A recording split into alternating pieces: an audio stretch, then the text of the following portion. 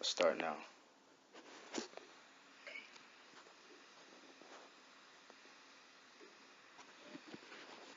So you want to start at nearly, or you want to start at young man?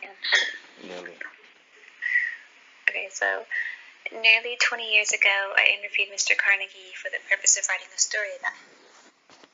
I could have sworn we already read this, but okay. During the interview, I asked him what he attributed his success. With a merry little twinkle in his eye, he said, Young man, before I answer your question, will you please define your term success? After waiting until he saw that I was somewhat embarrassed by his request, he continued, By success, you have reference to my money, have you not? I assured him that money was the term by which most people measured success, and he then said, Oh, well, if you wish to know how I got my money, if that is what you call success, I will answer your question by saying that we have a mastermind here in our business, and that mind is made up of more than a score of men who constitute my personal staff of superintendents and managers and accountants and chemists and other necessary types. No one person in this group is the mastermind of which I speak, but the sum total of the minds in the group coordinated, organized, and directed to a definite end in a spirit of harmonious cooperation is the power that got my money for me. No two minds in the group are exactly alike, but each man in the group does the thing that he is supposed to do, and he does it better than any other person in the world could do it. Then and there the seed out of which this course has been developed was sown in my mind. But that seed did not take root or germinate until later. This interview marked the beginning of years of research which led, finally, to the discovery of the principle of psychology described in the introductory lesson as the mastermind.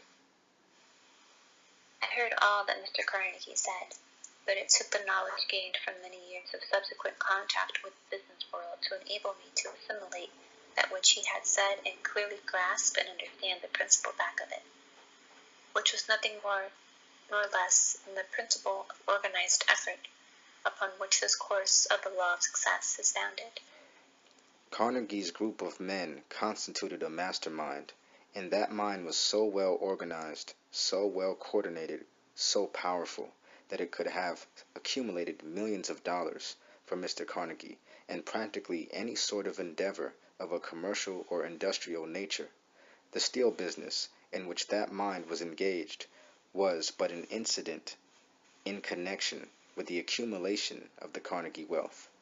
The same wealth could have been accumulated had the mastermind been directed in the coal business or the banking business or the grocery business, for the reason that back of the mind was power, the sort of power which you may have when you shall have organized the faculties of your own mind and allied yourself with other well-organized minds for the attainment of a definite chief aim in life. A careful checkup with several of Mr. Carnegie's former business associates, which were made after this course was begun, proves conclusively not only that there is such a law as that which has been called the mastermind, but that this law was the chief source of Mr. Carnegie's success. Perhaps no man was ever associated with Mr. Carnegie who knew him better than did Mr. C.M. Schwab. In the following words, Mr. Schwab has very accurately described that subtle something in Mr. Carnegie's personality, which enabled him to rise to such stupendous heights. I never knew a man with so much imagination, lively intelligence, and instinctive comprehension. You sensed. Wait, are you reading or am I reading? We're both reading. Oh, because I'm like, am I hearing feedback? Okay. I never knew a man with so much imagination, lively intelligence, and instinctive comprehension. You sensed that he probed your thoughts and took stock of everything. Okay, now this isn't going to work. That's going to be too distracting. That you have ever done or might do. He seemed to catch at your next word before it was spoken. The play of his mind was dazzling, and his habit of close observation gave him a store of knowledge about innumerable matters. All right, let's check back and see how that sounds. You know what I'm saying? Okay. But yeah, I don't think entire passages are gonna be possible for us reading at the same time. But that was pretty cool though. Yeah, that was cool. That was fucking cool. Despite the technology glitches, which were irritating me.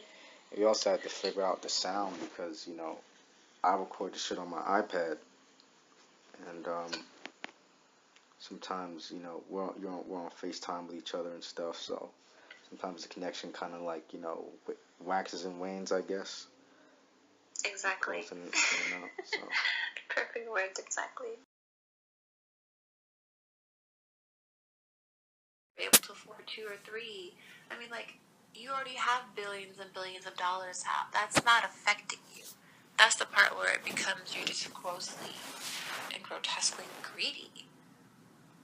To the point of you're causing unnecessary suffering because you just don't care.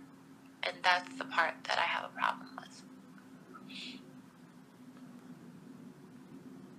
Because you having 20,000 zeros in your bank account when there's millions of people over the world who can't put food on the table,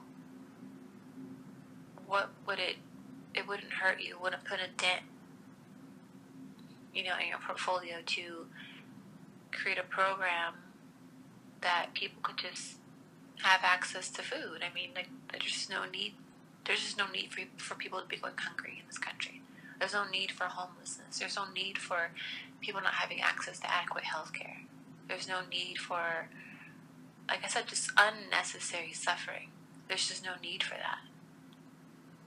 But there's so many people that I feel like there's just so much greed that it's not about competition and acquisition as much. And I understand that you want to be competitive. Yes, of course, you want to retain, what you've worked hard for. But,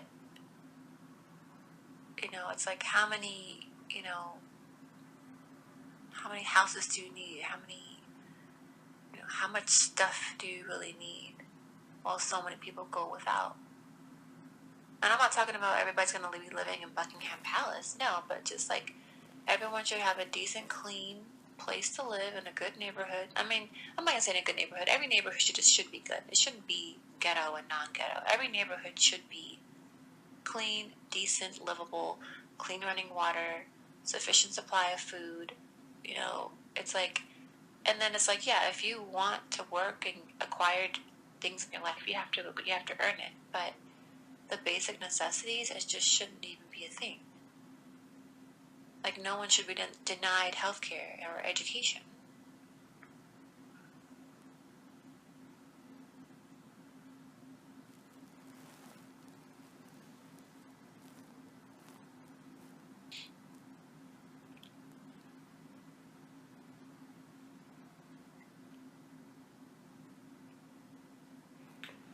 Where do you think the disconnect comes from? Why aren't wealthy people able to identify with problems that they know exist? Like, why do they prefer to shut those problems out? Well, just like how I think in the film, I think he did a good job to portray that. They just don't want to think about it because, for one, they've been insulated from it, and for two, it's a fear because they feel like, well, if we start helping people, then we're going to run out. What about us? We're not going to be able to have our 10 yachts, and they're going to have to take our stuff. I think it's a fear. I think it's a scarcity mindset that they have in spite of. It's almost like the biggest conundrum or oxymoron, I don't know, whatever the term is, where it's like paradox, I guess, where it's like you have so much, but in that having so much, you're fearful of not having enough. But it's like you have everything. So, but you're fearful of not having. And you've never not had, and you have way more than anyone will ever have in a lifetime.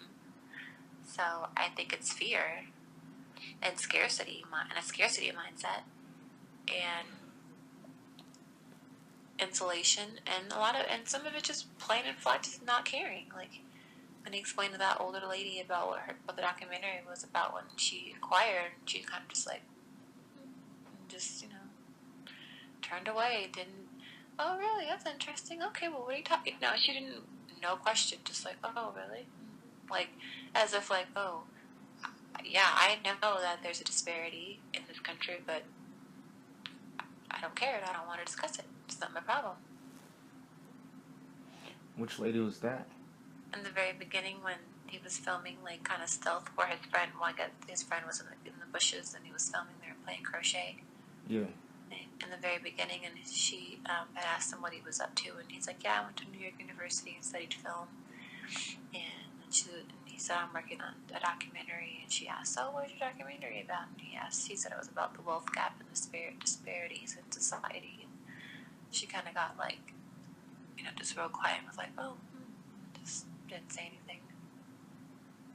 They stood there like, because normally when people ask you, like, especially when you're filming, people, oh, what are you working on? Oh, really? What's it about?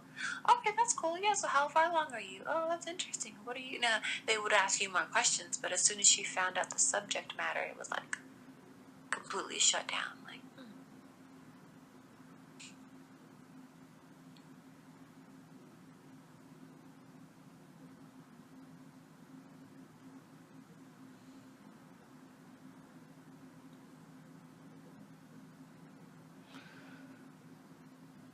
And really, it's just a conversation.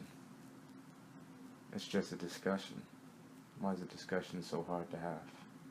Exactly. Because of the fear. Because of the fear of what that discussion could unfold, what that discussion could lead to, what that discussion could even, the seeds that could be implanted in someone's mind based off of the discussion. They don't even want to. It's just like the frustration of like, well, why are you doing this? I mean, what? All the resistance, like. Where does the fear come from?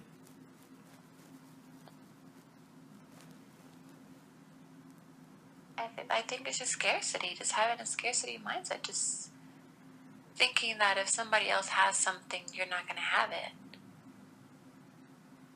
It's more comfortable and easy to have everything and have people that don't have it, because there's no competition for you. So you have that comfort of like, yep, well, I'm going to just keep amassing because nobody else can catch up to me. And they can't, because the odds are set up in your favor. So if you were to dismantle that, or not even dismantle it, but if you were to even like provide some sort of help, then that would essentially be giving someone a leg up, and then if they feel like that could be competition, and that could be a threat, and then that could, completely like undo everything, and you'd lose everything because somebody else came and got something because you helped them. And it's fear and selfishness. I think it's a combination. Where's the reality behind the fear? There isn't any, but that's what fear is. It's false evidence appearing real. It's not real. It's just your thoughts and your mind that you're conjuring up. It's completely fabricated in your mind, but so it's unmerited and there's no basis for it. It's just you in your own thoughts creating a reality that doesn't exist. I mean, essentially, you are creating it in a sense because you are attracting that, because you're putting that energy out there. So you are, in a sense, creating it, but it doesn't exist. So you're creating something out of nothing, and you're bringing something into your life that doesn't exist. But then you're making it a reality. I know that doesn't make sense, but it's like you're creating something that you don't want, because you're fearful that it exists. It doesn't exist. I don't even know how to even articulate that correctly.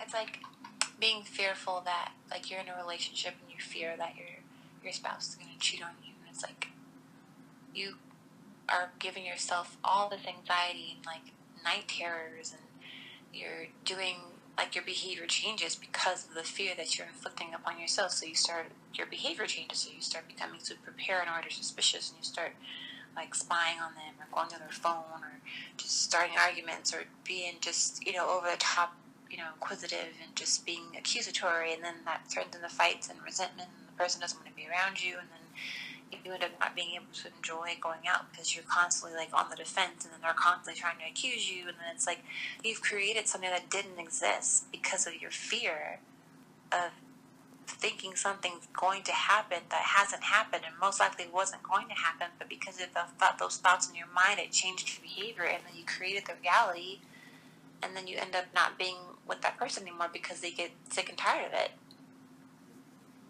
Because like, who wants to be with somebody who's constantly accusing them of doing something? So it's like it's just like, as an example, it's like you created something in your mind.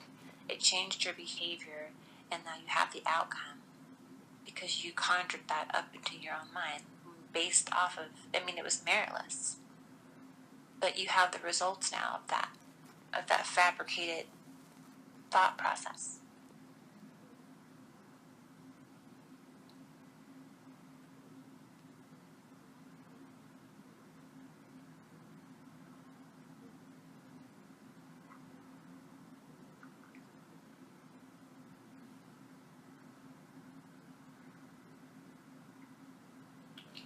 Where's the reality behind the fear? There isn't any.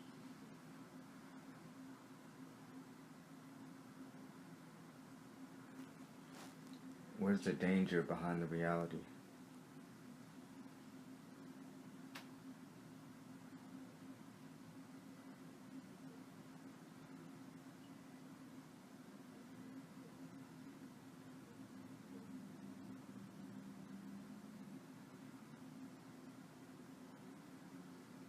The danger behind the reality.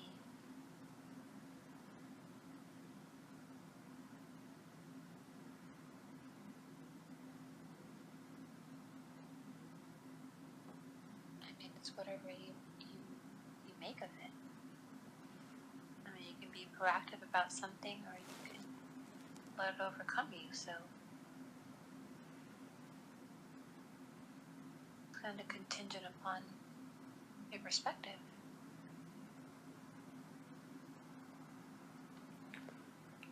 Danger is real, but that doesn't mean you have to become fearful of it. Like, fear is a choice you make.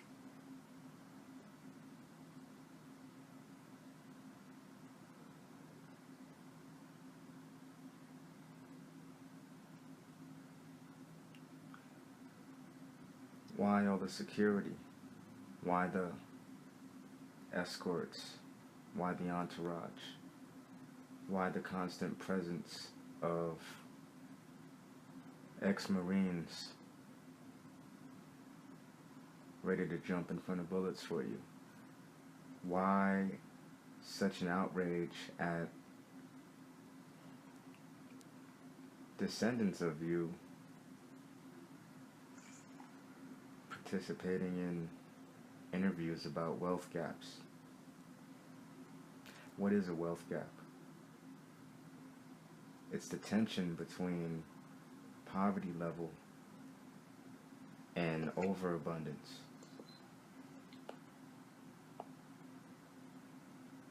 When someone can't eat, when someone can't feed themselves, they're thinking different. Their emotions are different. The reality is very real to them, because that's something they've already created, or it was created prior and they were born into it, or they had no way out of it, or they saw no way out of it, they were never exposed. That's their lifestyle. When you hear about someone who's rich and wealthy, that they go to dinners that cost 20 grand every week, you can't make 20 grand in a year. How do you feel about that person? From a position of you starving. From a position of you got to worry about whether your child gets the last slice or you get the last slice. You got to worry about all this shit. How do you feel about the person that has no care at all in the world because they're in that bubble? You feel some kind of resentment. Now, when it comes to wealthy people, their fear is backed by the reality that if they let others see their world or have access to them, yeah, some people may treat them nicely. Some people might take on their ideas and their concepts and then incorporate it into their, businesses or lifestyles. But if the wealthy give poor too much access, especially rapid access, then yeah, resources are going to be transferred, which means poor people are going to take, they're going to kill, they're going to murder to get the shit that they've always needed but never had access to. We're talking about needs, not even talking about wants yet. We're not talking about private jets and yachts. We're talking about having enough food in the fridge, not having to worry about food. See, poor people have certain worries that the rich don't have. And rich people have certain worries that the poor, they would trade lives for. Worry about somebody scratching your Ferrari or crashing their yacht into your yacht, or you're worried about a possible break-in on one of your vacation homes 3,000 miles away from you. Or you're worried about one of your businesses failing or going bankrupt, or you're worried about some other shit, one of your offshore bank accounts not, becoming illiquid or something. It's a different, it's a different kind of problem. They're relative. The problems are relative. And I noticed that they kept mentioning how the different contrasts are funny.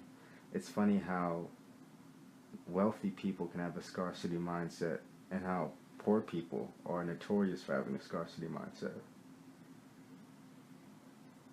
It's just different situations.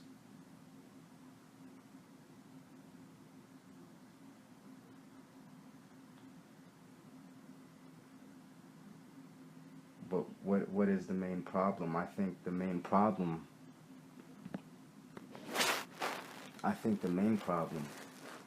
is that we all started off climbing a mountain. Like before there was any type of currency. We're born in places that are geographically rich with certain things. Some places are geographically rich with plant life, animal life, water, flowing streams, silver, gold. Other places are geographically rich with desert, rocks, barren wastelands. You have diversity in nature, so it's natural that you're going to have diversity in human life. The truth is that no one's ever going to be on an equal plane, and no one ever should. It doesn't inspire any kind of progress out of humanity.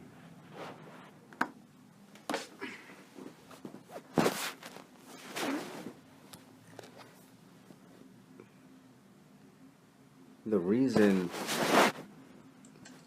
that we have progress is because we have problems. And the progress comes out of us finding personal solutions for those problems. What I'm curious about is, I already know that the mindset it takes to be poor is not the mindset it takes to be wealthy. But the mindset that it takes to acquire wealth or all the shit that people have to go through on the bottom just to acquire wealth, what kind of person does that make them when they finally get it? Does it feel more like a relief, or does it feel like more of like, okay, this is natural, you know? But if it's so hard, if you come from nothing and it's so hard to get this wealth, or it was made hard for you, when you finally get it, how do you feel? You finally got the reward. Do you feel like sharing, or do you feel like hoarding and getting more of it? Because, like J.P. Lynn says, he said, most people don't know how stressed out about money they are until they're no longer stressed about money. See, when you finally achieve that level of attainment, then you feel the release of all that stress you endured just go away, and it's like, wow, I was really carrying all that on me. I was really dealing with all that. I will never deal with any of that again, and I'll make sure my kids never deal with any of that. So it's just like how we feel on a basic level. Imagine coming from this and you're worth a couple of billion, and you can lose 100 million, 200 million, no problem, and not, you'd probably be still sick about it, but it wouldn't really affect you. It wouldn't really affect you. Especially because you've got the cash flow from your businesses coming in, and so what you spend is recouped back the next month. It's just endless. It's a different kind of lifestyle. I think what we have to look at closely is, how does coming from the bottom and becoming extremely wealthy, and depending on what that person had to go through to get from point A to point B, or from point A to point Z, how did that affect their mindset? How did that affect them as a person? Body, mind, heart, and soul. How does inheriting wealth and just starting at the top financially, starting at the top, how does that affect someone? What kind of mindset do they develop over time? Like, we have to kind of track things like that. I've heard a lot of stories about trust fund kids, just all they do is get high and in their parents' mansions all day. They don't really do anything. There's a lot of people on the bottom not really doing anything. Some people say growth is due to a lack of people applying themselves. Other people say that, well, if people had the resources include money, information, connections, things would be different. The reality of all this is true, but at the end of the day, it goes back to, what do people really deserve? Do they deserve what others want them to have, or do they deserve what they believe they should have? These people talking about gentrification, what's the value that they hold on the inside of themselves?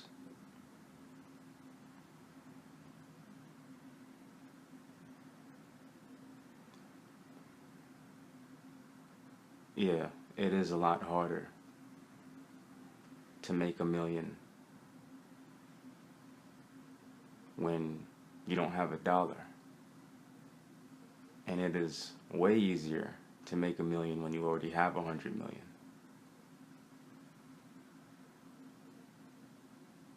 It just goes back and forth. It goes abundance and lack. But how do the people that have abundance today achieve that abundance? The section of wealth that's private, that's passed down from generation. I mean, if you go back, all resources are taken first and then reallocated back into society. all resources are taken. You have to get something from somewhere else. You don't just get something out of nothing. It has to come from someplace. It has to be given to you. You have to take it. And then once you have it, you're now in position to, you control more of the odds. Things flow more easily to you than they would others. You notice how easy it was for this guy to call those people up and just sit down with them because of who he was?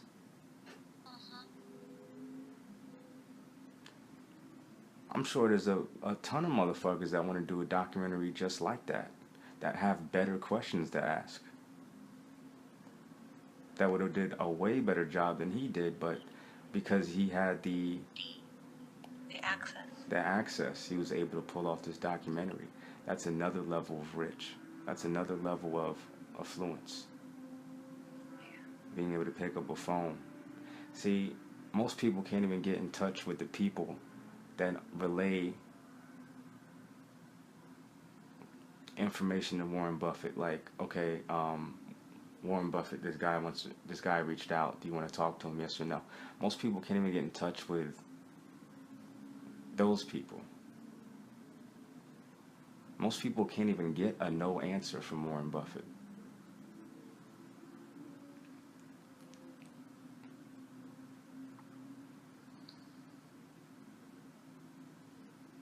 There's different levels of wealth and there's different levels of poverty.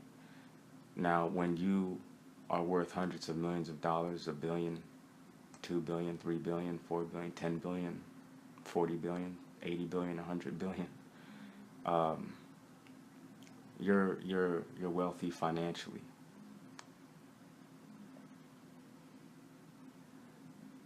Now, the granddaughter mentioned an imbalance. She was like more talking on the lines of, okay, you might be wealthy financially, but you're poor in other areas. You still got a poverty mindset because you came from the bottom. At the end of the day, people starting from the bottom is probably one of our worst vices in society because everyone has to start from scratch.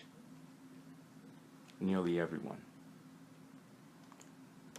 So those that do manage to make it out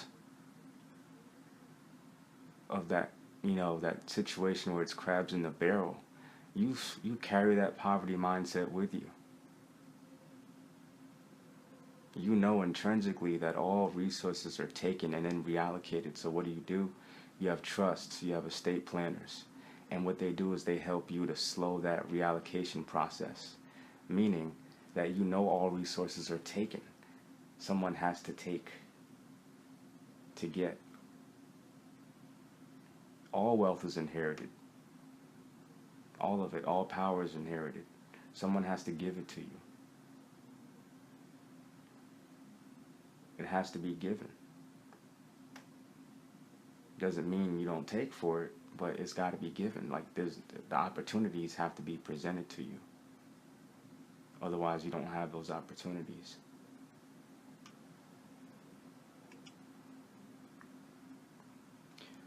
So what you have is you've got wealthy people that are wealthy financially, but they have a poverty mindset, which keeps them fearful.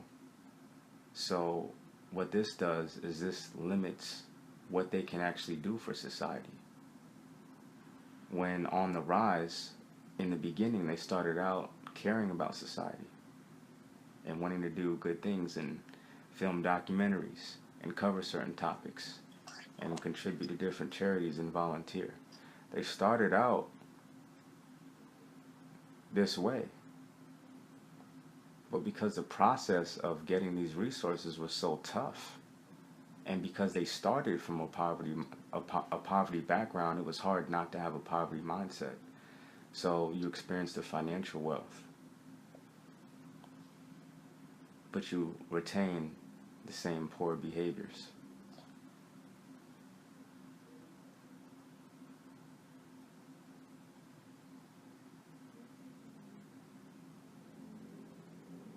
There's a lot of poor people that don't socialize too. They stay in their own bubble. There's a lot of poor people that hoard things, junk. They just keep it around. Or they just buy things for the hell of it. You know, what I think the main problem is that our bottom level is fucked up. If we had a larger portion of society starting out with more abundance, then these people the people that have the drive to increase their abundance, to capitalize, to build businesses, to get rich, those people would have less of a poverty mindset, less of a fearful mindset, because the bottom wasn't so rough. So what we have to do is we have to teach both sides. We have to, because the school system is not going to teach powerless people how to acquire power. That's got to be taught, because not everyone needs to have absolute power. You know, that's not, and no one does have absolute power. Groups and organizations experience different levels of absolute power, but no one person, because nothing is done on your own.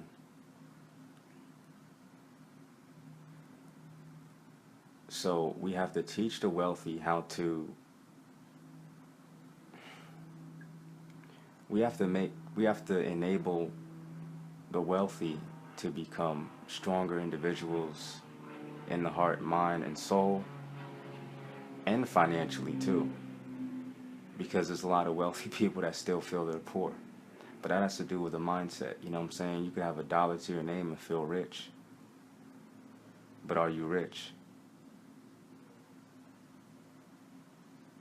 What can you do for others? The moment someone needs something from you, you feel attention. That's not rich. I mean, it's got to be a balance, and the more we can get that balance and alignment, I think the better off the world will be. I mean, people keep talking about the world, but everyone that has all these opinions is, you know, even me. I'm only one person. The world is, you know how many fucking people on this fucking planet? How much, whatever they tell us the number is, I know there's a lot more people on this planet than me. Those are all different personalities and different topics. They all have different algorithms in their head for figuring things out. I figured one thing out, and that human life is about how well can you survive.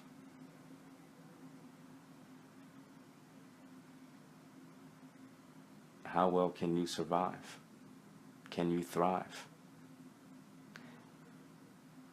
What kind of skills does today's environment require for you to thrive on a higher level than most? How do you measure your success anyways? Some people say by how many people you bless. Well, how do you measure that? Well, I bless more people than that other dude. Well, how do you measure that? How did you bless those people? Well, I touch more hearts. How do you measure that? How did you touch those hearts? Well, these people are smiling now. Well, I didn't catch that. How can we document that? Well, he funded more organizations, or he gave more money. How do you measure that? Well, you count the dollars. Okay, well, how do we measure how good of a person he was? Well, this guy had millions of dollars, and he gave millions of dollars. Well, this person had a couple of dollars, and he gave a couple of dollars. Does that put them on the same level? Did they make the same impact?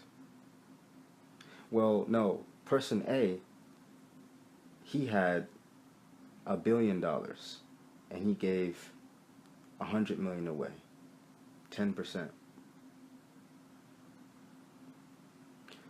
Person B, he had $10,000 and he gave 90% of it away. 9,000. Well, person B gave more of his wealth away. Person A gave more wealth away. Who made the larger impact? Who's the better person? Does it matter if you're a good person? Does it matter if you're a bad person? When you have the resources, you can do what you want. When you have more resources than someone else, you can affect more change. Sometimes it's not about affecting change. Sometimes it's about being able to. That's the addiction to power. It's the ability. It's being able to say, oh, I could have done that if I wanted to. That in itself is powerful. If you want to, you do what you want when you want. There's a certain amount of wealth you have to acquire to have that in this society, because there is a certain number of money that you need to be making just to be able to survive and pay bills. If the average American is making, what, 35, 45,000 a year, and they're barely getting by, why are they barely getting by? Is it because they're not making enough, or they're doing the wrong things with their money? Or is it a combination of both? Both, I think. Because you have people who make more than that, and they're, struggling, always short, and always, have an excuse of why they can't do X, Y, and Z. Robbing Peter to pay Paul. A lot of it's just mismanagement. Their priorities are out of order. They're not really understanding that decisions they're making are causing their future self to suffer. I mean, their present self, but then they're really going to be paying for it later on, because as you get older, you can't do as much as you used to. So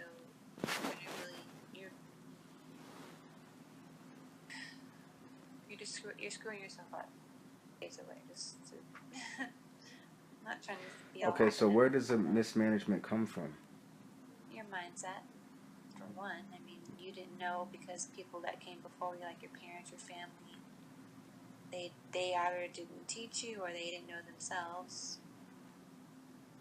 which is a combination of both. And then also the susceptibility of your influential, like, I don't know how easily influenced you are by the media, by your peers, or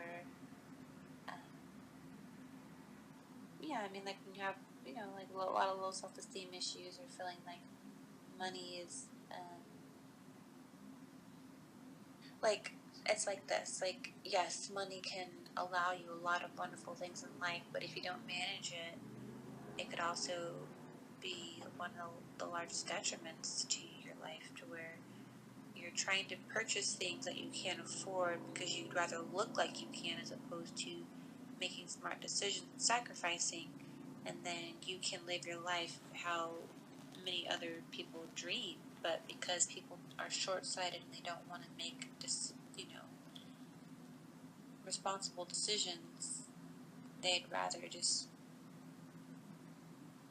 A lot of people are just content with just living a life of quiet desperation. People don't really care about the inward, because when they go home, they're by themselves and they can kind of keep up with the lie, and that's good enough for them. So they'd rather appear to be doing okay and they're really not. But as long as everybody thinks I'm doing well, then that's all that matters. So they don't even set themselves up with the mentality to really be able to live the life they want.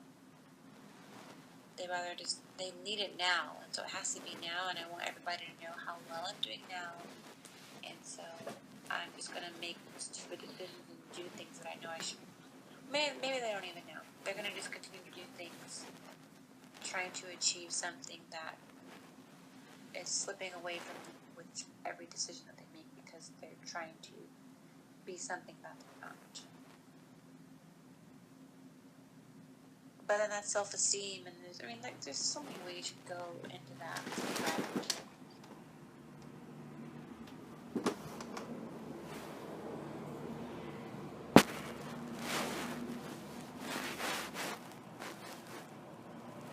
some people, many people aren't aware of this, but some people are aware of their own issues. A lot of people are aware of their own issues. They just choose not to do it. They don't choose because they don't have the inner strength to admit to themselves that, hey,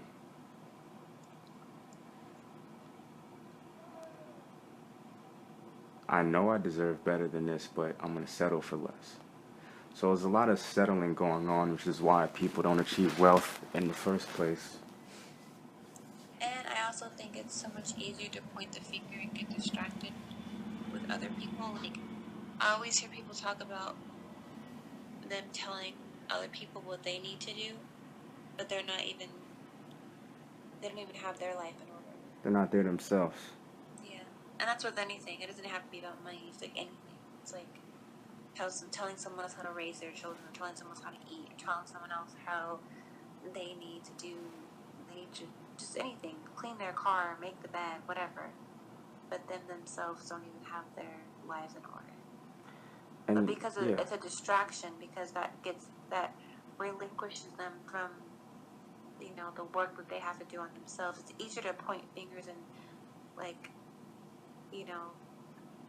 talk about other people and their problems and what they should and shouldn't be doing, as opposed to looking at yourself. Mm. And that's why I don't tell people, I'm always, I'm almost, overly sensitive and I'm really hypersensitive, I should say, about telling people things about themselves. Even if it's advice, I really sit and, really do some deep thinking. I know it sounds silly. It's like, why are you going through all that? Because I always have to be extremely careful. I never want to come from a place of, I'm trying to tell somebody what to do in their life. If me, myself, I'm not perfect and I don't have everything in order. So I never want to come across as I'm trying to tell someone else what to do and how to live their life, or give them advice this might be, unsolicited. And I don't know, it's just a touchy subject for me. And so it's I'm very careful with what I say when I observe something, or if I have an opinion about something, because it's just not really, I don't ever want to come across as me trying to tell someone what to do. When I know me, myself, I have, my issues to work on as well. So, I don't know, I don't get caught up in that, because I'm hypersensitive about it. Because I feel like the time that I'm telling this person that they should be doing X, Y, and Z, even if it's just my opinion, or I am giving them advice, I look at it as okay, well, but how's that helping me? I could take that same time and energy and devote that in improving myself, as opposed to telling this person what they should and shouldn't be doing. I'd rather work on myself than try to tell someone else how to live their life. But then I'm not saying it from a selfish standpoint, because I'm that doesn't mean I don't care. Because I definitely think that you should talk to people that you care and you love. So it's yeah, if you see someone doing something, you should speak up and say something. But sometimes I feel people have to kind of be adults and make their own decisions, and it's some people just have to learn, and I don't have all the answers, so I always have to just make sure that I'm kind of in a place of all right, well, is this going to really be beneficial, or am I just meddling, or am I just trying to say something that I really just shouldn't say? So, but I think that's a big factor that people struggle with. So many people are so comfortable with telling other people what they should be doing that they don't ever do the inner work of developing themselves.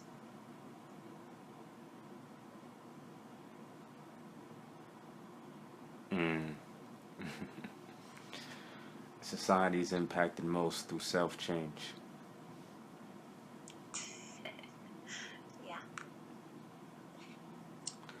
Now, I'm on this Warren Buffett situation when his granddaughter was in a documentary, and he sort of lashed out and said, you're no longer my granddaughter, emotionally and legally. Yeah, trying to say that he just adopted her. She never was. You're disowned. Yeah. So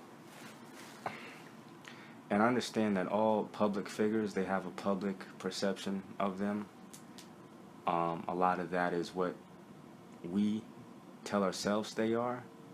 A lot of that is what their managed PR people tell us they are. What influencers, like, the media people tell us they are. It's a different combination of things, and that just all adds to the public perception. But beyond that, there's the person that they actually are, and then the person that their friends and family know them to be. So, figuring out Warren Buffett, because I'm trying to figure out that money, that wealth. I want to figure out who you really have to become to achieve that. I don't think it matters whether you're a good or bad person. That's definitely not something that matters.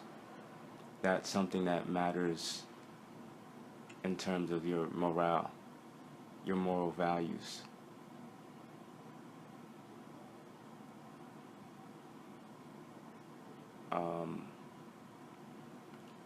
But it just had me thinking, okay, so with all that wealth, what lengths do you have to go to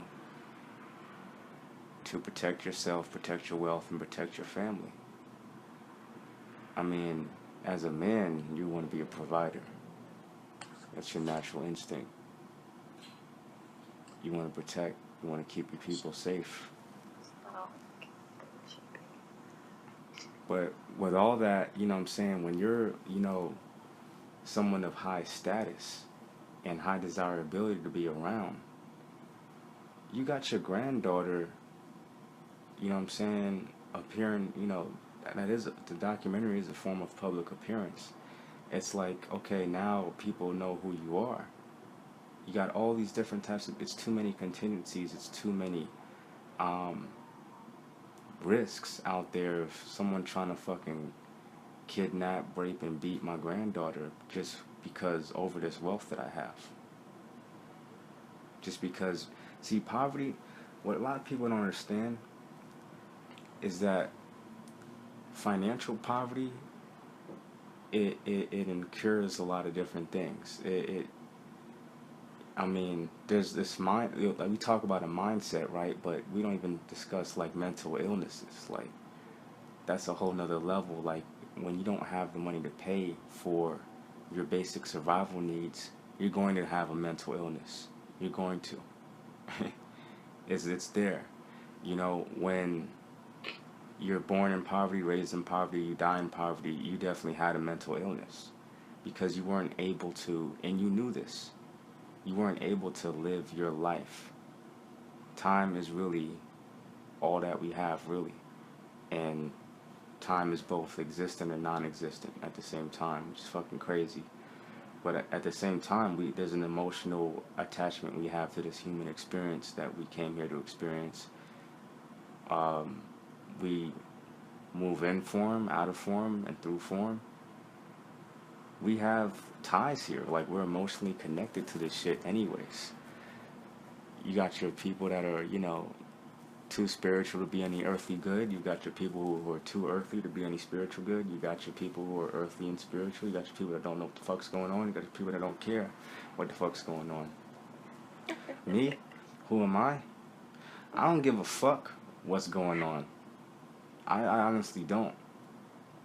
I take the value that responds to me, that I respond well to, that resonates with me, and I leave the shit that it don't work with me. It don't work. That debt shit, being in debt, that shit don't work. That committing suicide over any amount of money, $1, 12,000 or 12 billion, that don't work for me. You know what I'm saying?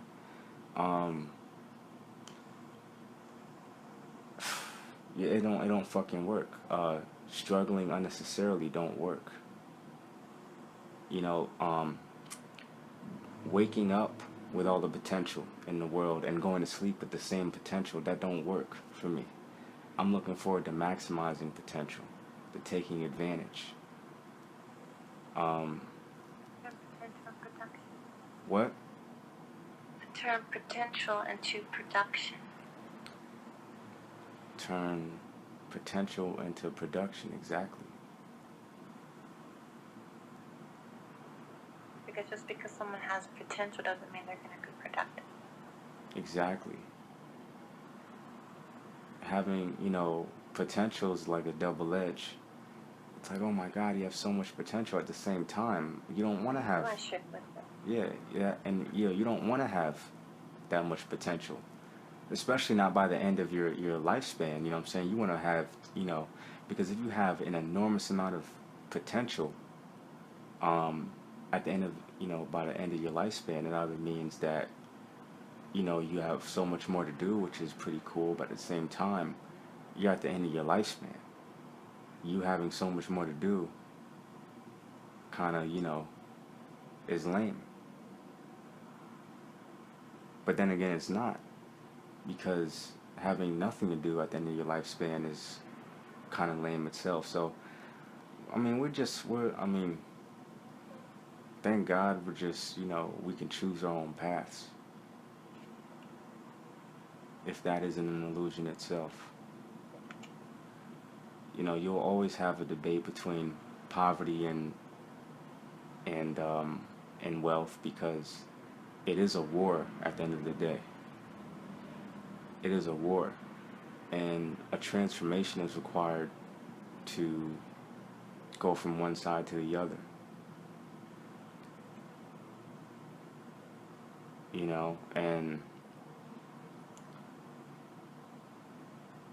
But is there like a lack of transformation required to stay? Like, there's so many different discussions that can come out of the poverty and wealth discussion. But at the end of the day, I don't care about that. What I do is I acknowledge it. What I do is I'm aware of it. All I really care about is getting mine. That's it. What does that mean? Getting mine means me being able to express myself creatively. Getting mine means me being able to express myself in terms of, okay, I want that outfit. I want to wear that today. I want to live in that home. I want to live over there. I want to travel here. That's a form of expression. Me being fully able to express my love for the people that I cherish. That's what I care about. That's it. Like me, my personal survival value, because that's going to enable the people that I care about to survive on a higher level, because not everybody has the ability of like discernment and judgment, and I feel like I have that. Like, I can judge, but when large sums of money come, will I be in that same mind frame? It depends. It's all about the value that you hold on, to within yourself. That's number one. At the end of the day, can one person really afford to care about the rest of the world? Can you really afford to stop any bum that asks you for change? Can you afford to really? I don't give nobody change, nothing, unless it's in my hand already. I'm not going in my pocket for you. I need a bag that's producing me interest. That way I can be as generous. That's the thing. We want to live off our interest, the interest that our money makes us. There's a lot of wealthy people not doing that. There's a lot of wealthy people that are. It just depends. Everybody's got their own formula. Some motherfuckers don't want to wait till they get into that position. I don't want to wait. That's why I'm going hard today.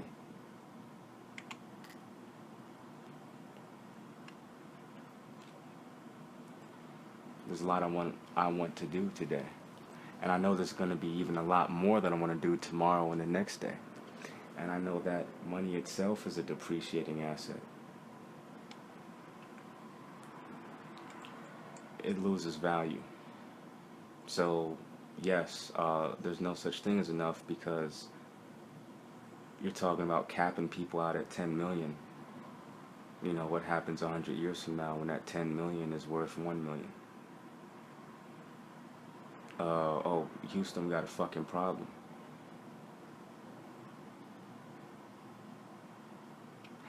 what does money get you? It's not the dollars, it's the benefits that they bring. But where do people end up tying their emotions to? Does it end up with the dollars, or does it end up with the benefits? Or is it a combination? We talk about money like it's some sort of superpower. No, it's not the superpower. What comes with it is the superpower. But how do you get that superpower? The money.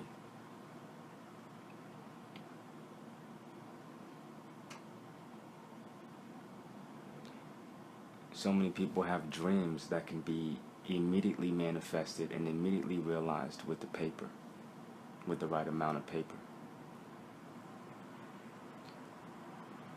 And just to think about that is crazy. That house that I sent you in that link, I don't know how much that cost. I think it might cost around 10 million, probably under. It's in Vegas, I don't know. But since I don't have $10 million in US currency, I might have it in, galactical currency, but not in US currency. Then I can't manifest that right now. Not right now. But what does right now mean? Does right now mean today? Does right now mean tomorrow? In my physical perception of what time is, if I had, say if I had, if I had 150 million, I'd probably get that house and buy it outright.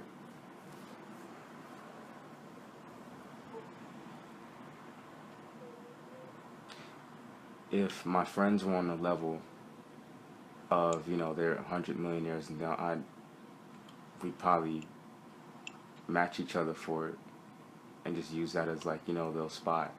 But it depends. Anyways, this money just allows you to manifest things immediately. You don't have to wait, and that's a power in itself. Why do most people put things off or wait to do certain things? Well, the money, it's good to, have patience, but if you really need to do something, the money enables that. It gets it done. In fact, you don't even have to be the one to get it done. So it's a lot of stuff that goes into this, and what's the main problem? The main situation is just the inner value. That's the main situation. Another main situation is that we have to make money to live. We're dependent on this money, rich or poor, in between. We need this wealth to survive, but what if we don't just want to survive? What if our value is higher than that? What if the people around us have the perception, and they want to maintain the perception of our value being on the same value that they have for themselves?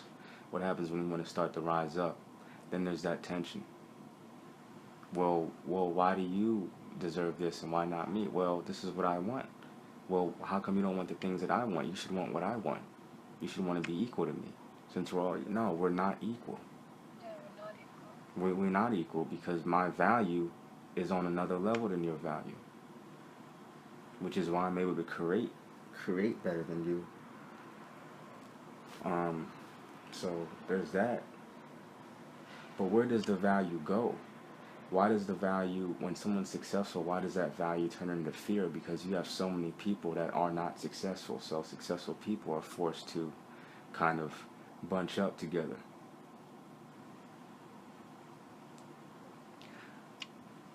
But check this out. Why are successful people more unified than poverty people are unified?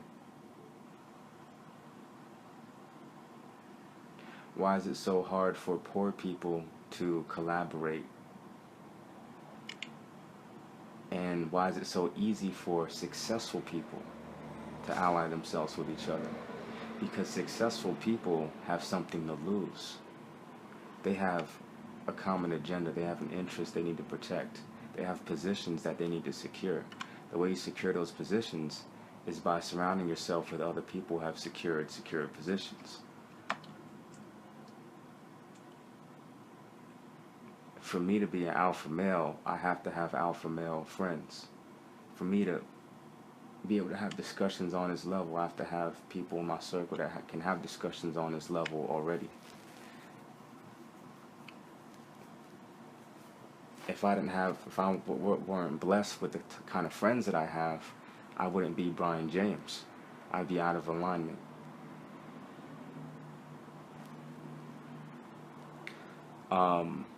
When it comes to poor people, okay, let's build a business, let's do this, let's do that. Okay, we have this passion, we have this motivation, but why does the passion fade? Where does it fall off at?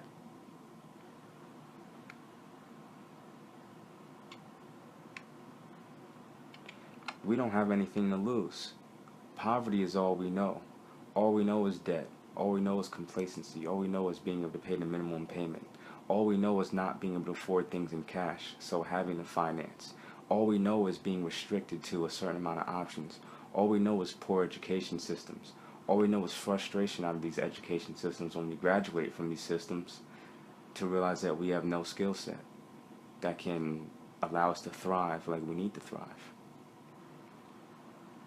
Because we're not even given the thought that we can thrive. It's always just survival. It's like, even if you want to become... I need you to talk louder, Aya. Sorry, I was saying because we're never taught, or we're never even instilled thriving. We're just basically instructed just to survive, just get by, just be appreciative of what you have and be grateful. And there's a place for that, but it's like, even at the very end of the film where he was speaking to this gentleman who was a taxi driver, and he was like, well, my family, we're rich. We're just not rich in money, but we're rich in everything else that money can't buy. Your ass need to be rich in money, motherfucker, so you can spread the word. Exactly, and that's what I'm saying, but that's the comfort that the poor people, we tell each other, we tell our children, we raise them, we instill them, don't worry about it because you're richer in things that money can't buy. No, that's bullshit. That's just something you tell yourself to comfort yourself so you don't blow your brains out. So you go sleep at night, you go work at your plantation job that pays you a check that isn't even worth the paper it's printed on, and that's just something you tell yourself to get by. That's crap. Like, there's a place for that, but no, you don't really believe that, and you know that's not sustainable. Because I'm sorry, yeah, as nice and kind and wonderful and all those attributes are, tell that to a child who's hungry and you have no food to give them. You're going to feed them compassion? You're going to feed them integrity? It's like, but it just goes to show you that we're not told, and it just goes back to just, I guess, I don't even know what it is, because I don't even know how did I come to think this way? I don't have anybody around me who thinks this way. Like, I've never had that growing up, besides my grandmother, but she was a little an anomaly. She was like one person out of millions, so it's like, I didn't grow up, and even till this day, I don't have very many people. I mean, prior to meeting, like, the people that are in my life now, the few people that I'm closest to, but the vast majority of my life, I was never around people who think and process information and think outside the box like I do, like I've always been. And that's why I was such a loner and I was such a recluse. I kept to myself, I read, I journaled, I researched, I went to the library a lot. Like, I did things that other people didn't do, and it made me who I am today, but at the same time, it's like, you just don't have access to this type of the mentality. It's like not even just information as much as just like having that example. It's like you're taught to just survive. And even people who do go to college, like your parents do support you, like go to college and become a doctor, because it's always like, well, they make a lot of money and then you'll be happy. The amount of debt you have to take on to acquire that degree, that alone negates any type of financial prosperity you could ever hope for, because your parents aren't even in a position to even help you with that. So it's like, I don't understand, like, how that thought process, that's supposed to, like, solve all your problems, but actually it creates a lot more of them, because now you're 200K in the hole, and you have a bunch of other financial obligations and responsibilities. Like, everyone just thinks, like, that's a solution, and it's not. But but it goes back to my theory. We were never taught to thrive. It's only been survival and just to get by. And just, the gratitude. Like, and how that guy was talking about, the integrity and the kindness and compassion. To treat people as they are and to love them unconditionally and blah, blah, blah, blah, blah. No, because I guarantee you, he's a taxi driver. Okay, he needs his car, he needs his vehicle, and he needs gas, and he needs a few things, so he can work, right? So one day you don't have any money at all to fill the gas tank, and you have customers that could potentially want to ride from you, but because you can't get to them, what are you going to fill the gas tank with? That integrity with that, I see people for how they are? Like, no, it has to be more than that. But it's just that BS lie that we've been telling ourselves and our children, because just how we were talking earlier, people just don't want to deal with the reality. They just make up, colloquialisms that help them feel better about the lives that they're unhappy with, but they don't want to deal with it. And I was thinking, isn't it interesting how kids who are kind of born at the top of the food chain, they're often more courageous because they have parents that have, there's some point where they realize, like, okay, I'm at the top already, because they've lived, enough to, like, realize, or to come into the realization of money makes you powerful in this society, in America. And I speak mostly about America. Like, anything like I reference to is basically like I reference this society. I reference where I live, and I live here in the U.S. Anywhere else, like, I don't know how they get down at Madagascar. I don't know how to get down, on certain islands, that are probably not even discovered yet, or, the Galapagos, or, I don't know how to get down over there, but I know how we get down over here. And I know why foreigners love to come over here and build their businesses here. I mean, this soil is just fucking crazy, but you can be courageous being a member of the 1%, because you were bred for wealth. You grew into it. You inherited it. You can be courageous coming from the bottom, having nothing to lose. You can be fearful coming from the bottom, having nothing to lose. You can be fearful coming from the top 1%. I mean, just because you have, this top 1%, you're financially the top 1%, it don't make you the top, 1% of all human beings. You're allowed to reign because you have that monetary. Yeah, because you had the ability to have, like, basic necessities met. Not even so much as, like, I feel like the affluence, like, yeah, I'm sure that was fun and you got to have a lot of enjoyment, you got to do things, but you weren't stressed out about food and water and shelter and, like, basic things. So everything else is just kind of like icing on the cake, like, but your mind was free to just roam and think and create and process. So that in and of itself is like, that freedom of just being able to just live. And, like, yeah, you were able to do a lot of other fun, extravagant things. Like I said, I'm sure that was wonderful, but that wasn't the liberating part. That was just something that came along with the territory. But the liberation was the fact that you didn't have to struggle and worry and stress about the basic necessities, like the vast majority of, like, the 99% does. It's like, Yeah, I gotta interrupt you for the sake of, I want to stay around this topic, what you're talking right now. I don't want to leave it.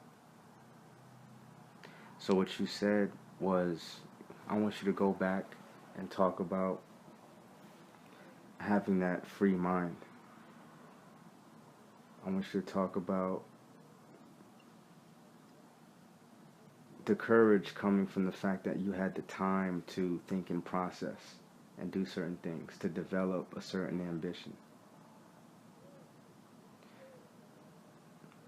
We talked about ambition being something that, can't be bought, can't be taught. It's just you got it or you don't. But can ambition be developed? Can you develop ambition in yourself, and can others develop ambition in you?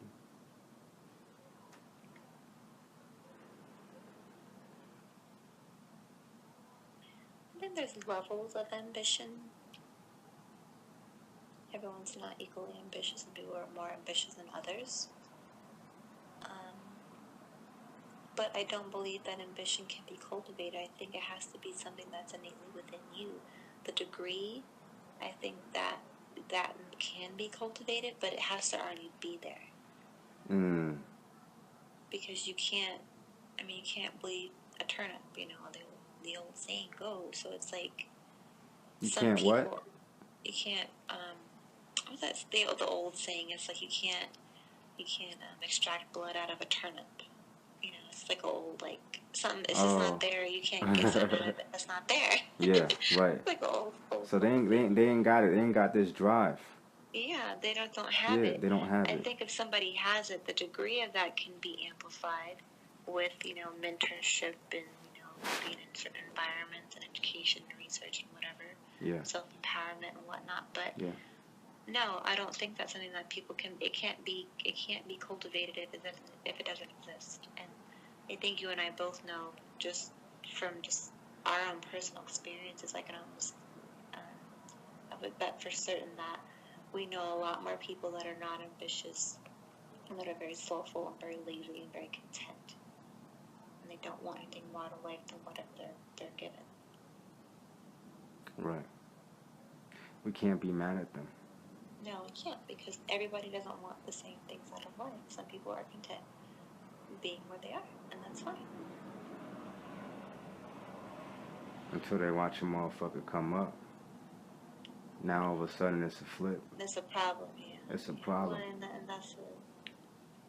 Now, that's what I'm saying, because us being examples of who we strive to be,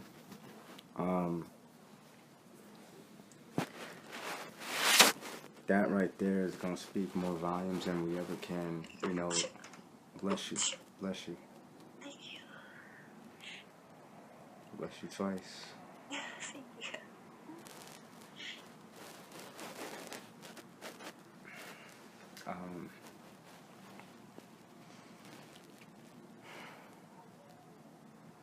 And bless me too. Bless me twice.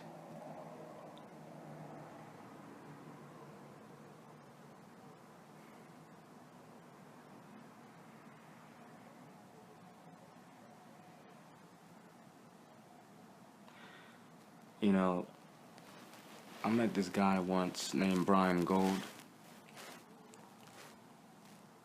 He told me poolside at the Beverly Hills Hotel. My father had actually introduced me to him. He told me when I was 20 that ambition is the key to success.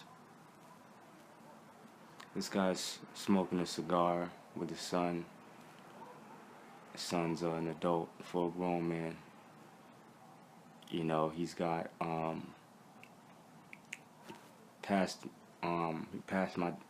he passed me his business card or whatever. He passed my dad. He passed my dad his business information. And when he went to go take his when he went to go look for his card, he had this, a stack of just all hundreds, all C notes, the blue ones. And it was, he had a black card on top too. So his card was like somewhere in that stack or something. And he handed it off to my dad. He told me, he asked me how old I was, because he knew I was, I had that, I guess I had some kind of look in my eye or something, you know. But he wanted to know what I did, or what I do, and I didn't want to tell him, oh, I worked in retail, you know what I'm saying? So I just told him what I was working towards. And at 20 years old, I was working towards, what the fuck was I saying? I said I wanted to be some, what the fuck was I saying? Hold on, let me recall it.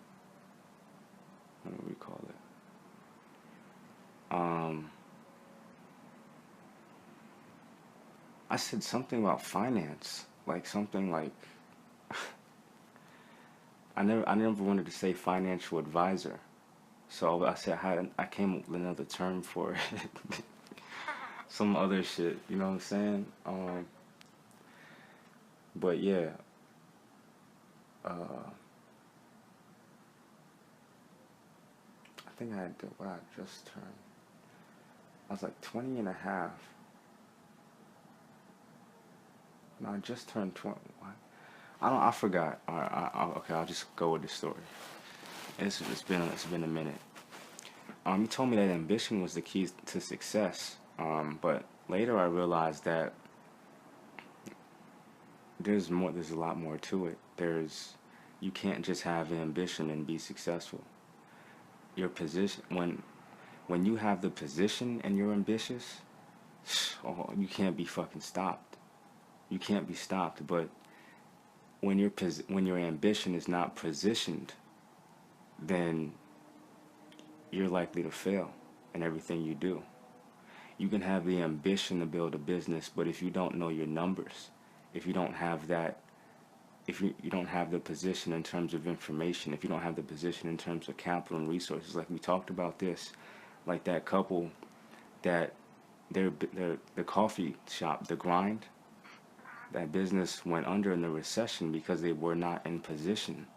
They had the ambition, they had the drive, they had the passion. They just didn't have the positioning. So the more we work, we're already ambitious, but the more we work on our positioning, the more we increase the likelihood of us being successful. Super successful, because we worked on the positioning. What does that entail? The positioning entails the right information, the right amount of experience, plus furthering our experience. Research and development always comes before profit. When the profit comes, neither research and development nor profit stops. Businesses are always researching and developing, and profit is always coming in. When profit stops and research and development stops, you don't have an operation anymore. You're done.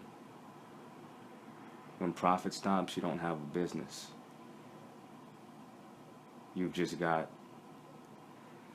when the heart monitor thing, it beeps a little bit, and that's not, you don't have any activity really, but you've got research and development. It's like I can't, stress enough how important position is, and nobody is really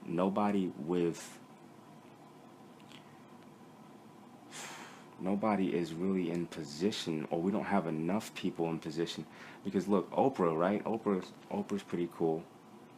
From there's some of her advice, is pretty dope, and insights and stuff like that. I don't know Oprah, of course, personally, but so it's really not much I can really say.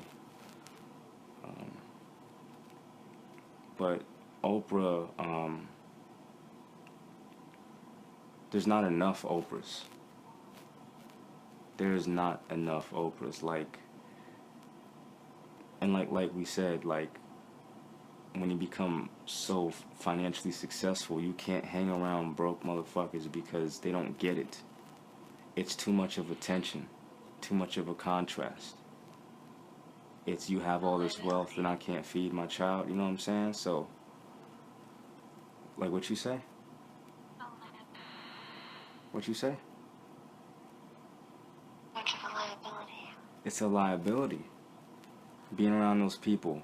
Because you don't have the time or the bandwidth to educate these people and to work themselves, to work them into a mindset where they can actually function around you.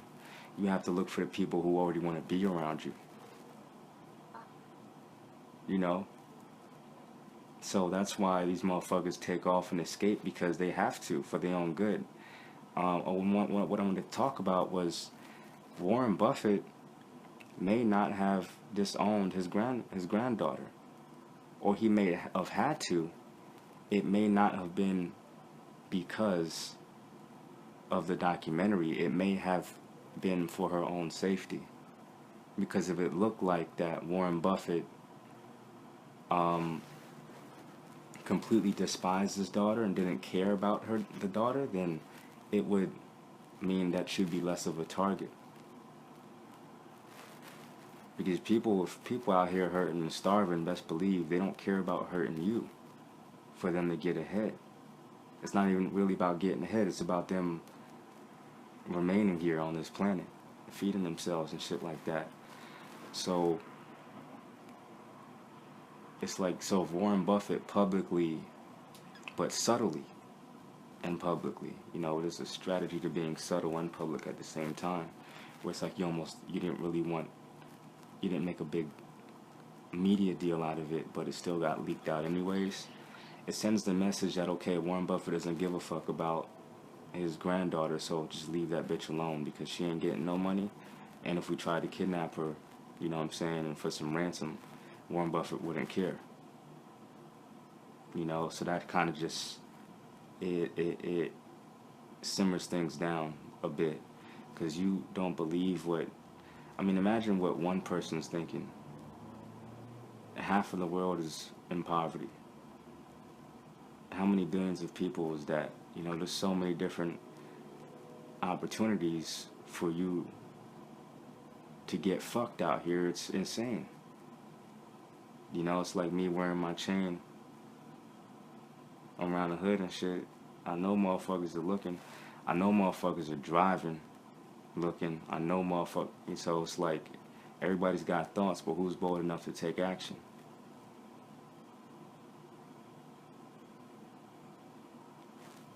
Let's get it popping.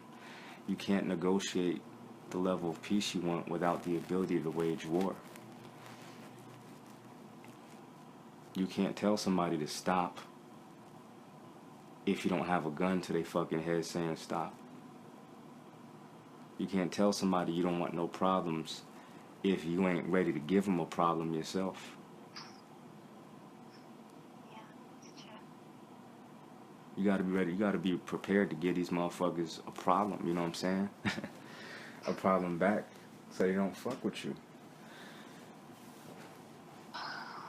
Unfortunately, yeah, that's true. You know, and then people who are, you know, religious, they'll say, oh, this is all God's money, and this is all, everything in this world is God's. Okay. So if you acquire $1 billion, that's not your money. That's God's money. So if I take it from you and it's in my possession, it's still God's money. Exactly. So we ain't robbing nobody. What we doing is just what we got to do for ourselves. So it's just like so many ways you can justify it, or try to, like, at the end of the day, if you're doing some fucked up shit, you have to justify it because you have that humanity aspect within you. But what I wanted to do is I wanted to dance around what you were talking about how having the ability to think freely is really the grounds that it allows you to build the foundation for a very bright future for yourself and others. Like, you can think, you can plot, you can scheme, you can strategize. Most people are rushed out into the work world right away. Most people jump right into college or right into the military or right into debt, and they don't give themselves the time to sit back and calculate and make a calculated decision. Like, what's the best decision? We're rushed into a lot of things because that's the pace and the mindset of the the masses who are in poverty, which is perpetuated by corporations who make money off this shit, saying do this, do that, get it done as fast as possible. No, it's not about getting it done as fast as possible. It's about getting it done right as fast as possible, and having fun and having a blast in the meantime, so that time doesn't just seem like it's just just a blink. Even though in the end time will seem like it was in the blink of an eye, because it was. We don't know what rate we're vibrating at. If we're all vibrational beings, there's that. But the phones we're talking on right now, they're made of materials, and all materials in a constant state of vibration, but we don't know what speed that is. We have no clue.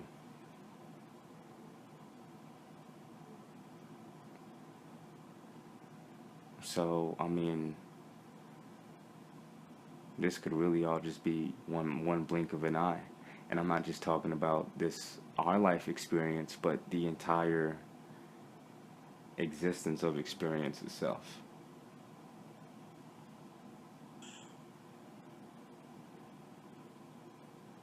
But then again, some people are too spiritual that they're no earthly good.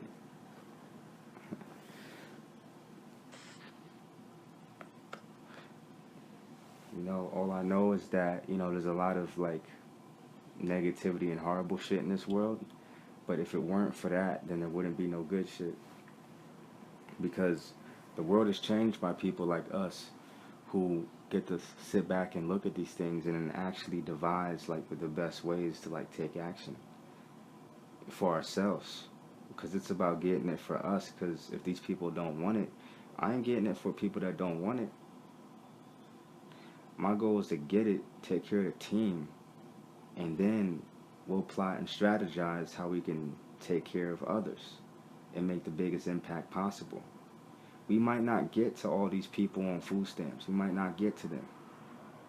But we are going to get to the people who want to get to us, and with the right intentions.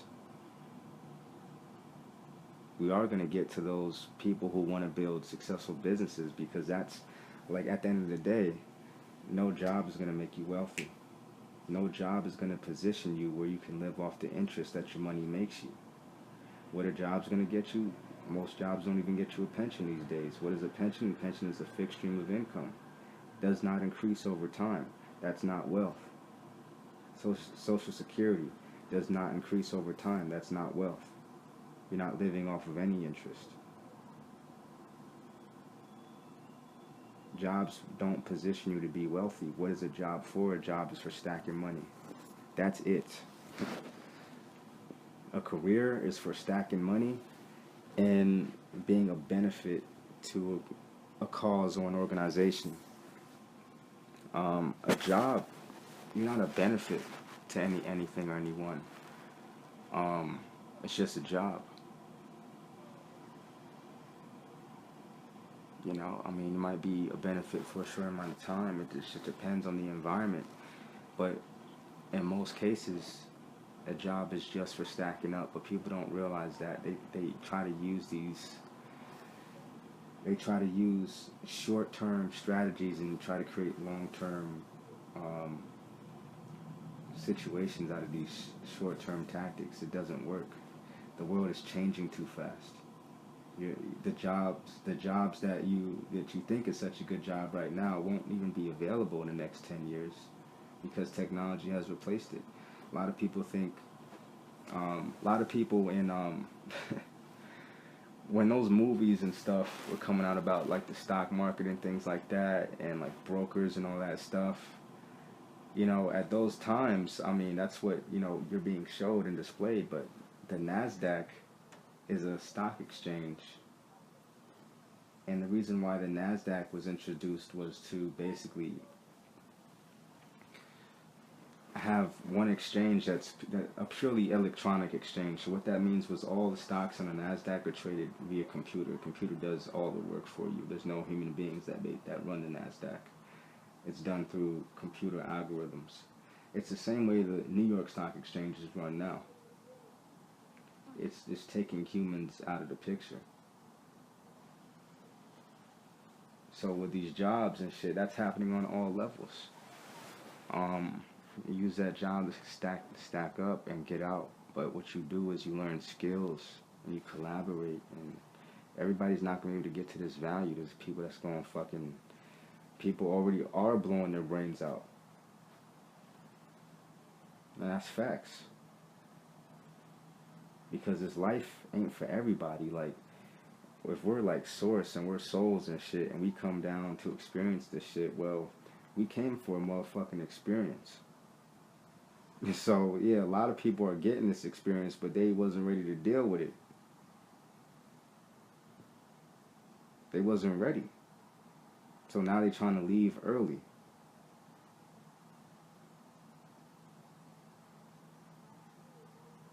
When you die, you die. You in a fucking coma.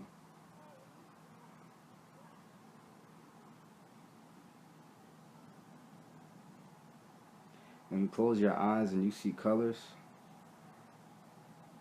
you don't see that when you're dead. There are no colors.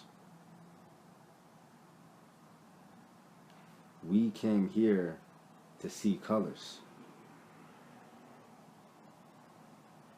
If I came here, I mean, I don't know who I was in the past life, but if I came here, I'm going to get the best out of it. I'm going to milk this motherfucker.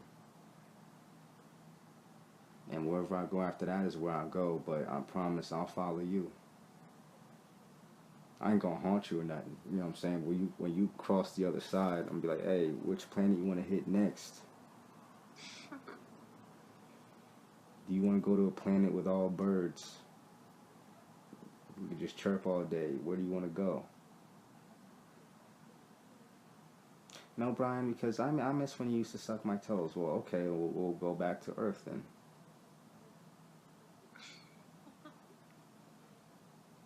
Let's do it over again. Let's do it better this time.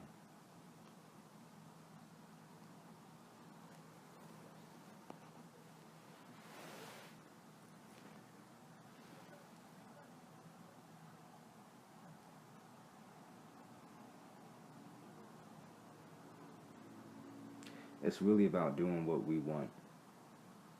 If we want to impact the world, then if that's our goal, if we share that goal, then we're going to figure out the best way how. And when we say impact the world, that doesn't mean we have to literally go around and shake every single person's hand on the planet and it have to be $1 million handshake. Nah. All we need to do is hit the high vibrational people, the high vibrational entrepreneurs, the people like us. All we have to do is stick together. Because success sticks together. Poverty divides. It divides itself and it multiplies.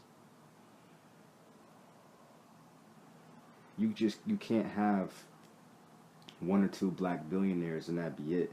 That's not success. We need a multitude of black billionaires, of other black people who are living off the interest that their money makes them, the desired lifestyle off of their interest. Meaning you got 500 mil, 700 mil, $1 billion, and you living off of that, what that's generating for you. Because when you give money, it's replenished, it's replaced. You got the watering hole, like it's a well. When you give, you're given the bag that a bag secured for you. So none of that was your personal labor. None of that was your personal efforts. A lot of what the wealthy do, we don't even fucking see. A lot of what the poor do, we don't fucking see, but we know. More of us know what the poor do than what the wealthy do.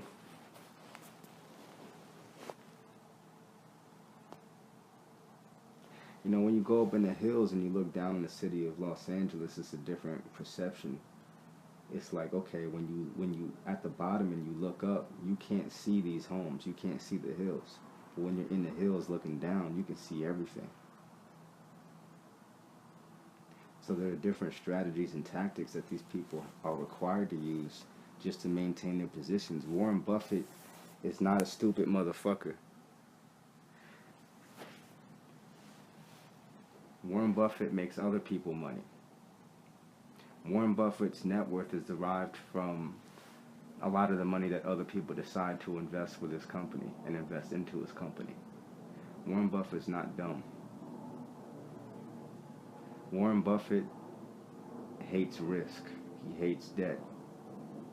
He's a risk mitigator. His main priority is never to lose money. What's one way to lose money? Well, someone kidnapping your granddaughter, you having to pay ransom. Okay, well, what if her life is lost? Well, no amount of money is going to get her back. So what do you have to do? You got to seek revenge because you're capable of doing that. No amount of revenge is going to take your pain away, but shit, you might as well. You might as well not. Putting hits out on people, that's losing money. That shit don't appreciate. You think Warren Buffett ain't putting no hits out on the motherfucker? Please. This motherfucker has money. You can do anything with money and still remain a hero in people's eyes in the media. You own the media when you're wealthy. There's only 6 companies, I believe, that own the media, right? The media is run by like several corporations, and all these corporations are actually public companies. They're not private, so you can invest in these businesses as a public investor.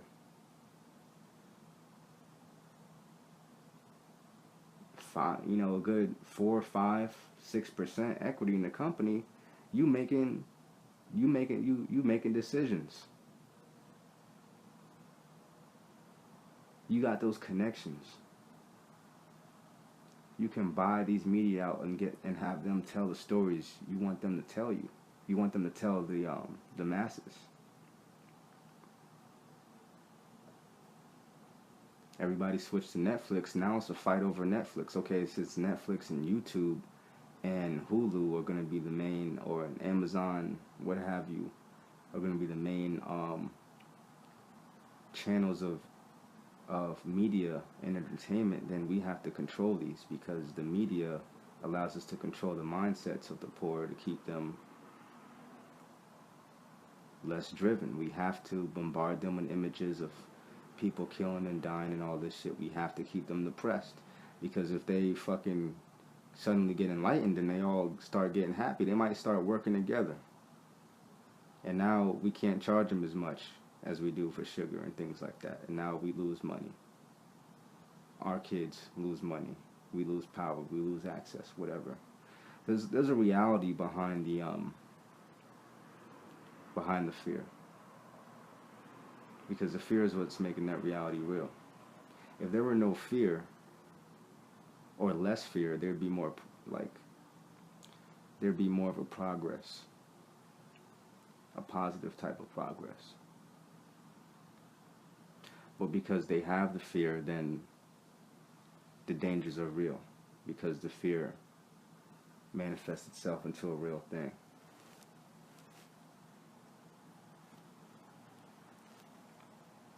It's, what am I afraid of? Well, as a man, really the only thing I'm pretty much afraid of is,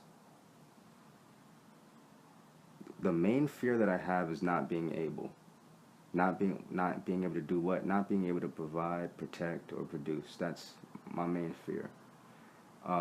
Another fear that I have is losing what I've acquired for myself, because this shit was hard to get.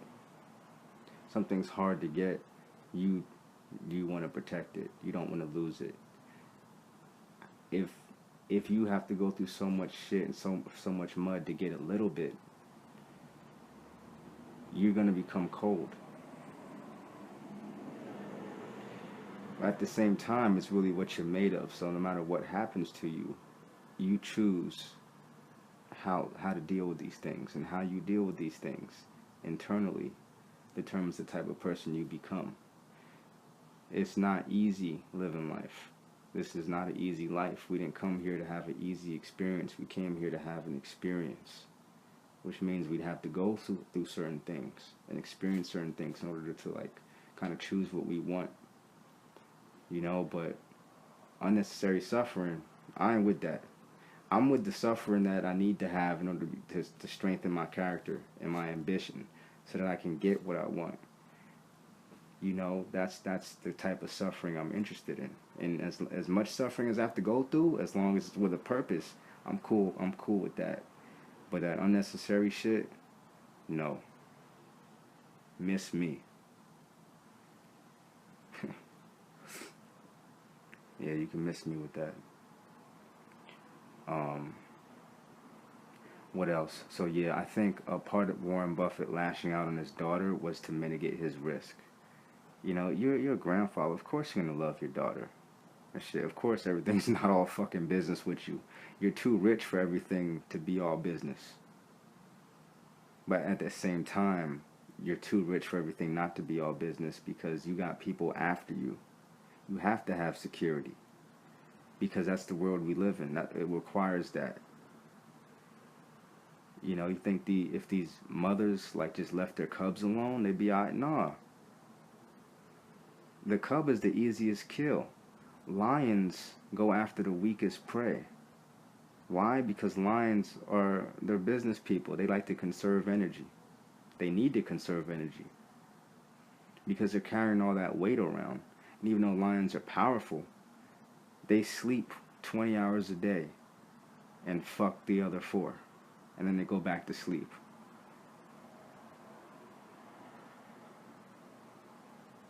Prior to fucking, they might hunt. Yeah, prior to fucking. They wake up, they go hunting, they get the food, and then they go, you know, they fuck and then they go to sleep. That's all lions do. They go after the weakest prey because they understand, like, okay, if I exert 90% of my energy trying to go after a bigger animal, and I eat the meat of this animal, say if I am successful and I eat the meat and I consume the meat of this animal, I'm only really getting 40% of my energy back. I'm going to burn out. This is not a good look for me. What I need to do is I need to go after the easiest kills. I need to exert 20% of my energy going after the easiest kill. Even though I'm not getting as much meat, I'm getting more bang for my buck. I'm getting more value than the time and energy and effort that I put in. And in fact, if I can get my bitches to hunt for me, my lioness, then I'm really doing it. I really am the pride of this pride. Because I got women securing a bag for me.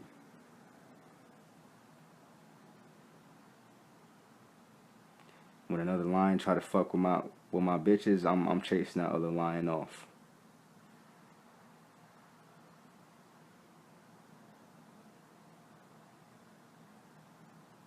I'm making sure ain't nobody fucking with my lioness. My lioness go out and hunt, they bring the food back to me. I eat first.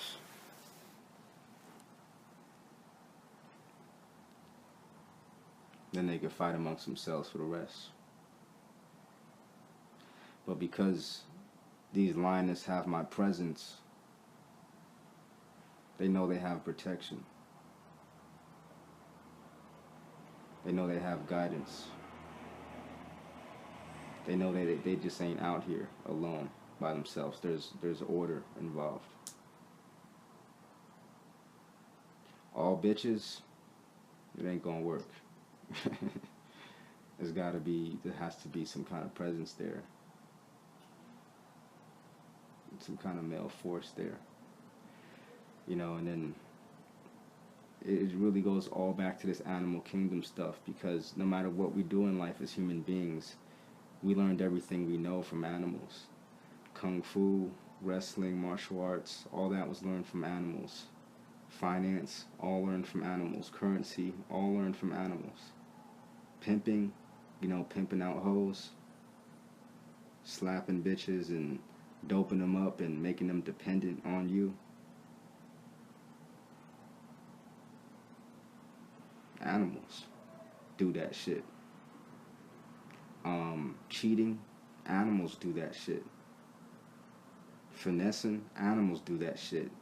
Rape, murder, animals do that shit. I'm gonna tell you a little story about monkeys.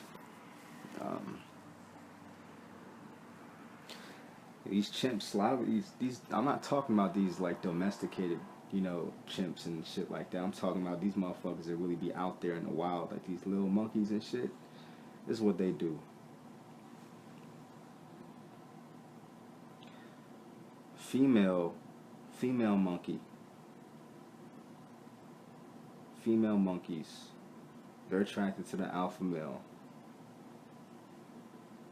of the monkey community, right? The alpha monkey is proven himself to be the strongest monkey, or one of the strongest monkeys, the most bold, the most courageous, the most fearless. He's fought countless other males for his position.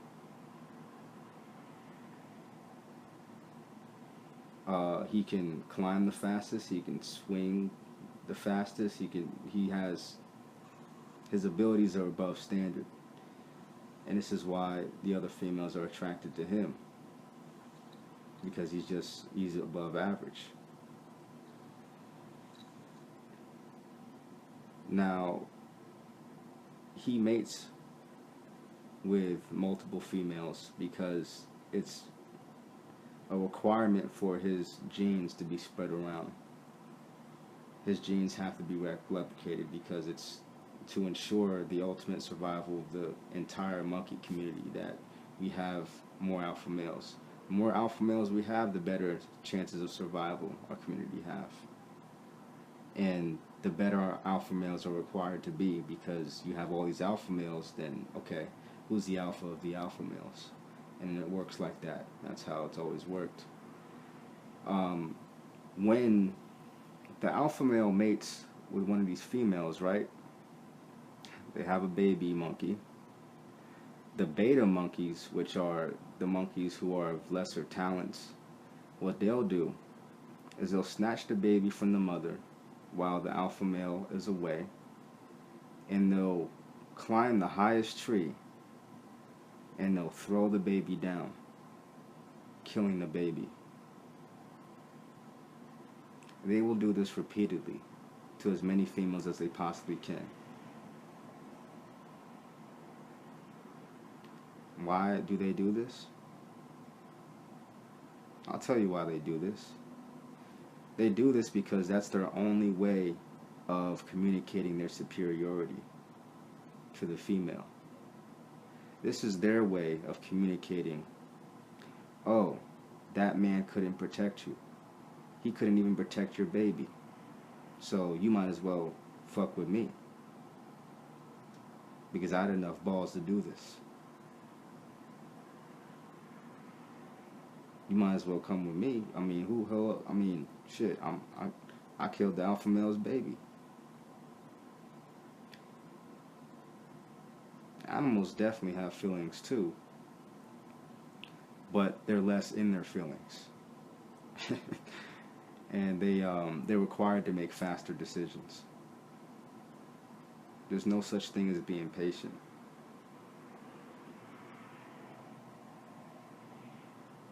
Yeah, you got to lay low, and you have to be able to duck behind the grass and sneak up on your opponent. And that requires patience and skill, but it's all with immediate execution following.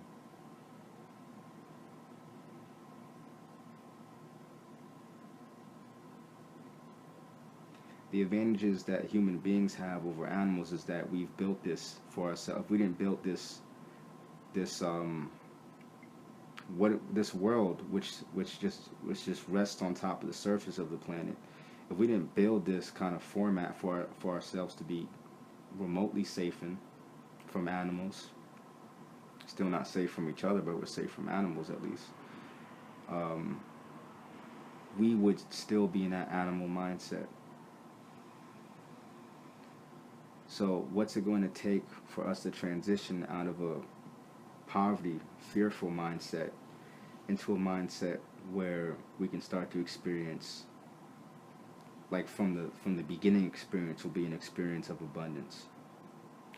How do we know that this poverty experience that we experience is not a position of abundance? How do we know that? It ain't enough. There's a tension there. There's so many things go into it, and we can go on all night, but it's about us. We have to make it about us, because if it's about them, we don't get anywhere. If it's about others, we don't get anywhere. It has to be about the right others, not just the others for the sake of it being the others, because the others, they don't have what it takes. They don't want to have what it takes. They don't want to learn. They're not actively, they're practicing stagnant capitalism, which is negative capitalism. So they're going backwards, and it shows. Because when it comes down to make a decision or make an action, they don't have the ability, which kind of fucks things up for the full circle, which is why successful people remove themselves from these environments and develop their own circle. It's a choice that has to be made. The righteous pay a sacrifice to get what they deserve. Sacrifice is being alone.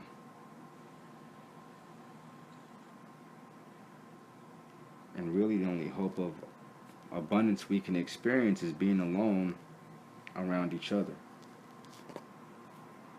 Hell yeah, I want to help the fucking world. I gotta take care of number one. Because the people that can easily go into a project or a hood community, they don't do it. Because it takes too much effort to reverse someone's thinking. You know, you change the environment, you change the person, certainly, but they still have that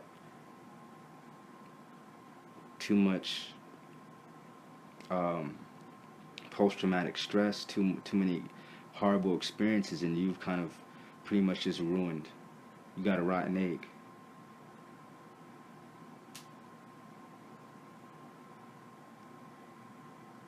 So I can understand why certain things are left alone. And I can understand why certain things are not going to change unless we change them ourselves. I can also understand why it's harder to unify poor people than it is to unify wealthy, successful people. Because wealthy and successful people actually have something to unify over. They have something of value to unify about. What do poor people have a value to unify over? They have Trayvon Martin and Philando. I don't even know these people's names because I don't pay attention. They unify over tragedies.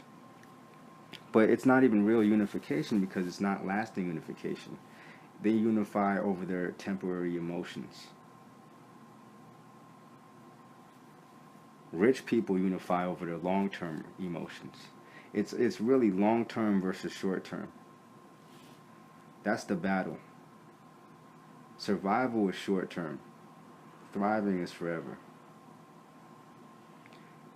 Because we naturally came from a position where we had to survive, like, you know, we had to build fires and things like that. A lot of that is still embedded in us. Black people got even more fucked up because our survival mentality has to be prolonged because we got such a... It's like how if you... It's like if you don't have a laptop these days, you're way behind the curve. You're way behind the society because you don't have a laptop or a smartphone. If you're still on the flip phone, I guarantee the flip phone's not as fast as a smartphone. Or you don't have access to the same things. Us being enslaved like that, that's like having a fucking pager while the rest of the world has these super fast Alienware computers where it's just like they have you get what I'm saying? Hello? Hello? You still there?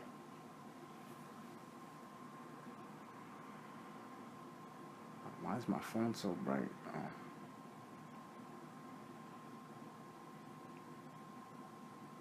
Hello?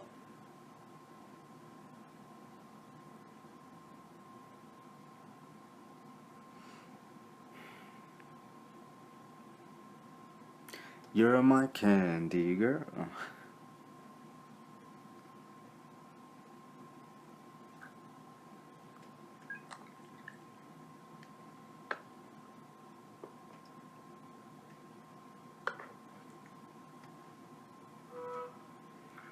You still there? Hello? Yeah.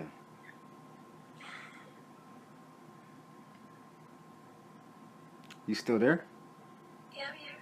How come you wasn't answering me?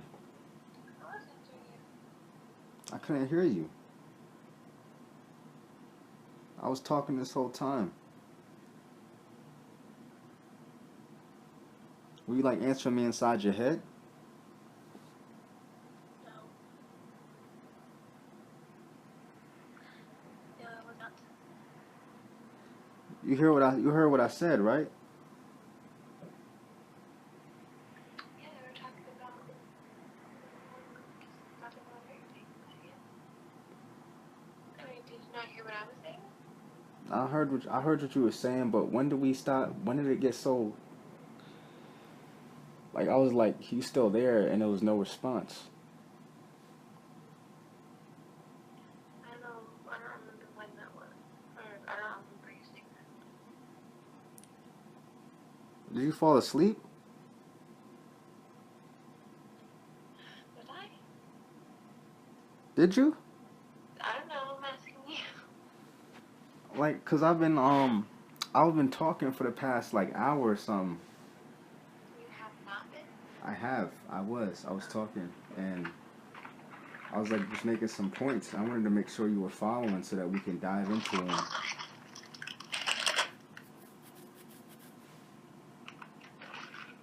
And I was like, yo, you still there? And it was just like no response.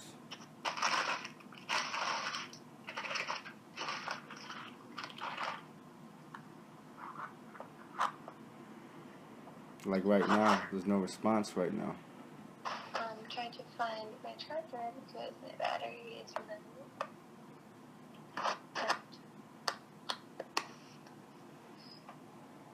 Like, who are you? Like, who am I? You're a spy.